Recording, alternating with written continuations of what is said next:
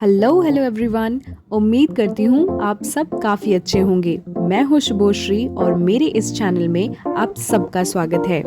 मैं आ गई हूँ फिर से एक नए ट्रैवल वीडियो के साथ, this time to the east of India. Come let's travel with me to Kolkata, famously known as city of Joy.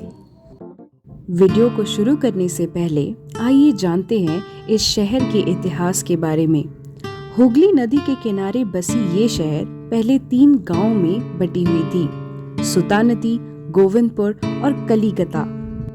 अंग्रेजों से भी पहले यहाँ बंगाल सल्तनत और मुगलों ने राज करा। जब British East India Company Bharat आई तब 1690 में उन्होंने जॉब चार्नॉक नामक एक व्यक्ति को अपने कंपनी के एजेंट के तौर पे भेजा और वो पहले जहाँ आए उस जगह का नाम था सुतानती। वक्त के साथ ये तीनों गांव ब्रिटिश ईस्ट इंडिया कंपनी ने सुबर्ण रॉय चौधरी से खरीद ली और इसे एक प्रेसिडेंसी सिटी बनाने की शुरुआत हुई। 1911 तक Calcutta British East India company की कैपिटल रही और बहुत कम जन ही जानते हैं कि कोलकाता को कल्चरल कैपिटल ऑफ इंडिया भी कहा जाता है। तो देर किस बात की, आइए मेरे साथ इस शानदार शहर के कल्चर और हेरिटेज को एक्सप्लोर करने। मेरी फर्स्ट डेस्टिनेशन थी द इंडियन म्यूजियम। ये दुनिया की ओल्डेस्ट म्यूजियम की लिस्ट में 9th नंबर पे आती है। सेंट्रल कोलकाता में सिचुएटेड ये इस म्यूजियम को पहले इंपीरियल म्यूजियम ऑफ कैलकाटा के नाम से जाना जाता था, जिसे 1814 में बनवाया गया था। और सबसे इंटरेस्टिंग बात ये है कि ये सिर्फ इंडिया की नहीं बल्कि पूरे एशिया की ओल्डेस्ट और लार्जेस्ट म्यूजियम है। इस म्यूजियम में लगभग 35 गैलरीज हैं related to art, archaeology, zoology, geology और साथ ही आपको काफ़ी सारी मुगल पेंटिंग्स, स्कल्पचर्स और भी बहुत सारी चीज़ें देखने को मिल जाएंगी। इस म्यूजियम की क्लोजिंग टाइम शाम को 6 बजे है। अगर आपको पूरी म्यूजियम एक्सप्लोर करनी है तो मैं आपको यही सजेस्ट करूंगी कि अच्छा खासा टाइम लेकर आना। नेक्स्ट मैं जिस सेक्शन में आई थी that was the world of invertebrates. ये गैलरी काफी मॉडर्नाइज थी with every detail mentioned on it. ये गैलरी काफी कलरफुल थी। यहाँ पे हर एक इंसेक्ट्स के बारे में डिटेल में लिखा हुआ था।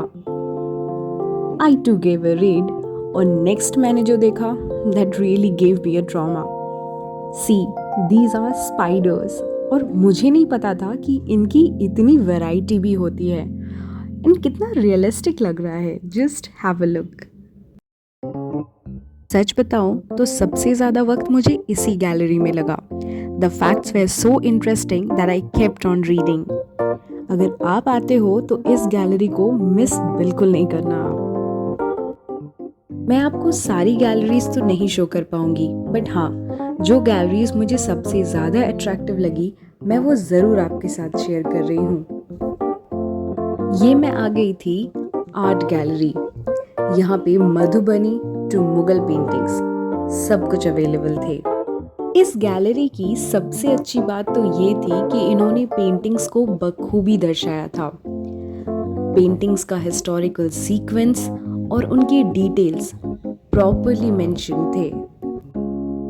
इस पूरे म्यूजियम को कवर करने में मुझे लगभग 2 से 2.5 घंटे लगे थे।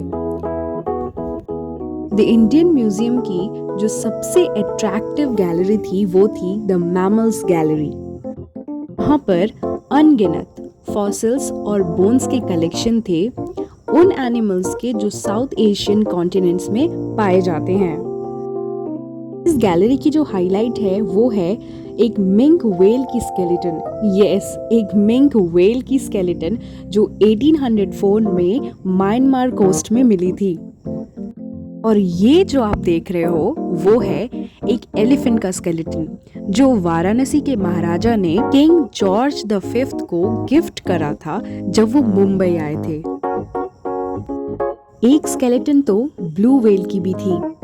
और ये जो आप स्टफ्ड एनिमल्स देख रहे हो ये भी कम हैरान करने वाली नहीं थी। Mammal gallery, textile gallery, birds gallery, aquatic gallery, insects gallery और भी बहुत कुछ है यहाँ पे देखने को। इसकी एंट्री टिकट है 50 rupees for adults and 20 rupees for minors. आप यहाँ मेट्रो या कैब दोनों तरीके से आ सकते हो। I would prefer go for the yellow taxi. जल्दी मिलते हैं नेक्स्ट वीडियो में, जहाँ मैं ले जाऊँगी आप सबको the famous Victoria memorial. Thank you for watching. If you liked my video, please like, share, comment and subscribe. Thank you.